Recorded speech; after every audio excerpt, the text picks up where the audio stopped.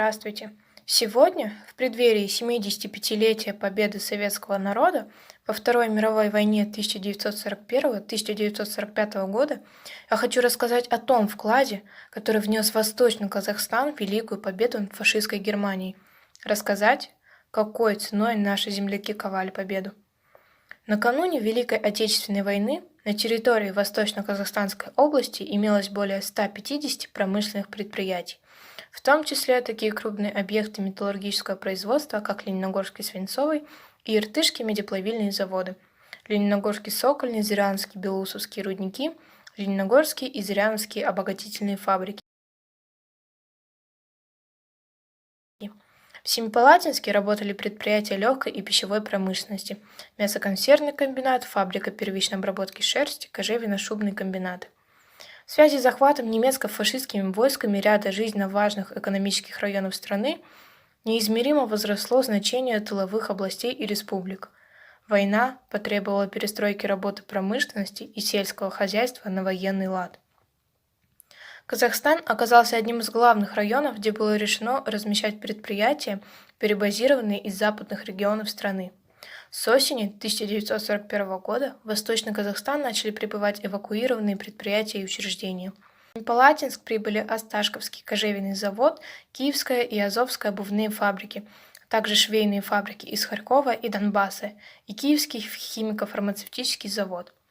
В короткие сроки эти предприятия были введены в строй и начали выпускать продукцию для нужд фронта.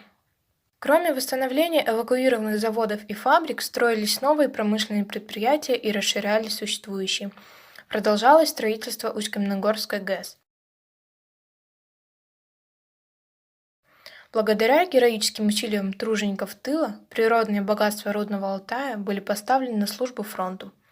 Лениногорский свинец, иртышская медь, вольфрам, олово и другие редкие элементы сыграли важную роль в производстве техники и боеприпасов.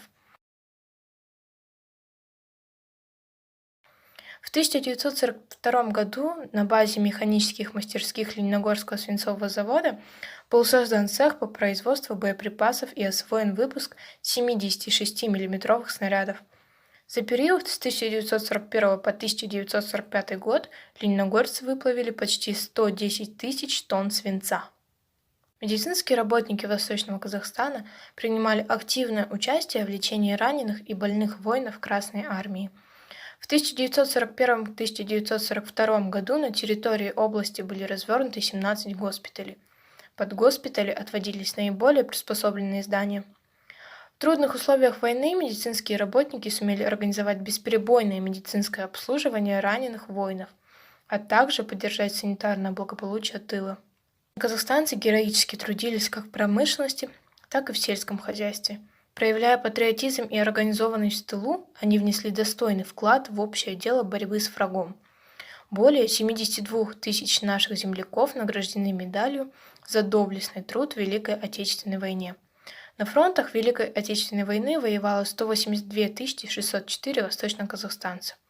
Звание Героя Советского Союза удостоен автоматчик 8-й гвардейской стрелковой дивизии Тохтаров Тольген. Среди отличившихся в Курской битве наш земляк Мухаммадиев Хамза, Герой Советского Союза, который уничтожил 8 танков и около 60 гитлеровцев. Я хочу выразить благодарность ветеранам Великой Отечественной войны, труженикам тыла, за героический труд и мирное небо над головой, пожелать здоровья, мира и добра. Нам всем нужно помнить подвиг наших героев. Они мечтали и любили, но, обнимая матерей, на фронт бесстрашно уходили, на стражу Родины своей. Как много пало смертью храбрых, сколь многих прекратился род, но память подвигов их славных хранит священно наш народ.